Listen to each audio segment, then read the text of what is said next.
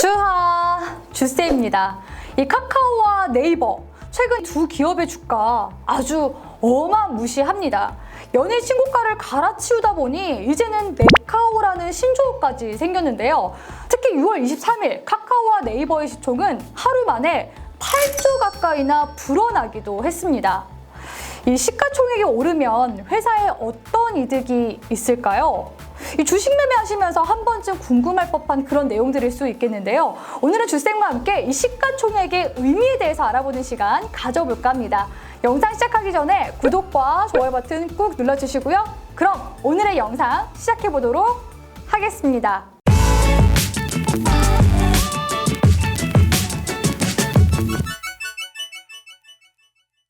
이 시가총액을 알려면 먼저 시가가 뭔지 알아야 되겠죠. 이 봉차트에서는 시가가 당일 주가가 시작한 가격을 의미를 한다면 이 시가총액에서 시가는 시장 가격을 의미하는데요. 정리해보자면 시가총액은 시장에서 평가되고 있는 주식의 가치라고 보시면 되겠습니다. 그러니까 카카오의 시총이 8조나 올랐다는 것은 그 가치가 8조 정도 올랐다라는 것으로 보면 되겠죠. 그러면 이 시가총액은 어떻게 구성이 될까요? 이 시가총액에 앞서 주식회사에서 근간이 되는 자본금을 먼저 이해하는 것이 중요합니다. 자본금은 주식회사를 설립할 때 투자자, 즉 주주로부터 출자하는 그런 금액인데요. 이 자본금은 이 발행 주식 총수의 주당 액면가를 곱한 금액으로 계산이 되고요. 주식회사의 근간이 되는 아주 매우 중요한 요소라고 볼 수가 있습니다. 액면가는 주식을 처음 발행할 때 정해지는 금액인데요. 주가와 달리 가격이 고정되어 있습니다. 하지만 액면 분할이나 액면 병합으로 인해 가격이 변하기도 하죠. 이 카카오의 경우 액면 분할을 하면서 주당 500원이었던 액면가가 100원으로 바뀌게 되면서 이 50만 원대였던 주가가 10만 원대로 바뀌기도 했었죠. 발행 주식수와 액면가는 보통 고정이 되어 있기 때문에 주가가 오르거나 내리더라도 사실상 기업의 자본금에는 큰 영향을 주지는 않습니다.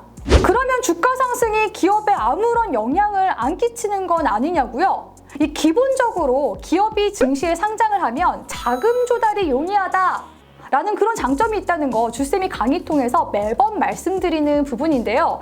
일단 기업의 주가가 오른다는 것은 그 기업의 시가총액이 오른다는 것과 같은 뜻입니다. 시가총액이 발행 주식수에 주가를 곱한 값이기 때문에 가치를 직관적으로 파악해 볼 수 있는 그런 부분들이 있죠. 물론 일반적인 상황에서는 시가총액이 기업에 아무런 영향을 주진 않지만요. 특정한 상황에서는 기업에게 이득이 될 수 있는 그런 부분들 분명히 있습니다. 바로 주가가 오르면 인수합병을 유리하게 할 수 있다는 건데요. 다른 회사를 인수할 때 보통 돈으로 인수하기도 하지만 이 회사 주식을 주고 인수를 해오기도 합니다. 그러니까 주가가 높은 상태라면 적은 주식으로도 다른 회사를 인수할 수 있다라는 뜻이겠죠.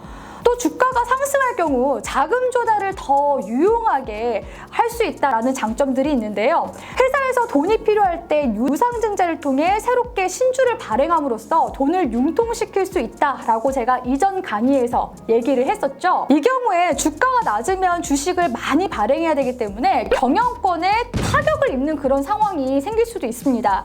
하지만 주가가 높을 경우에는요, 주식을 적게 발행하더라도 충분한 자금 조달을 할 수 있다는 그런 장점들도 있습니다.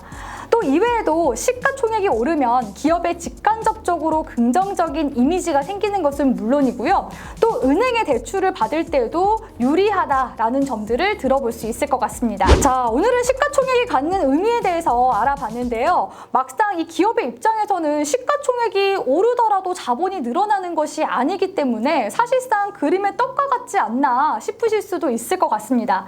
하지만 분명한 건요. 이 시가총액이 클수록 투자자들의 관심도가 늘어나기 때문에 이 기업의 브랜드 가치도 제고해 볼 수 있는 그런 부분들도 있지 않을까 싶은데요.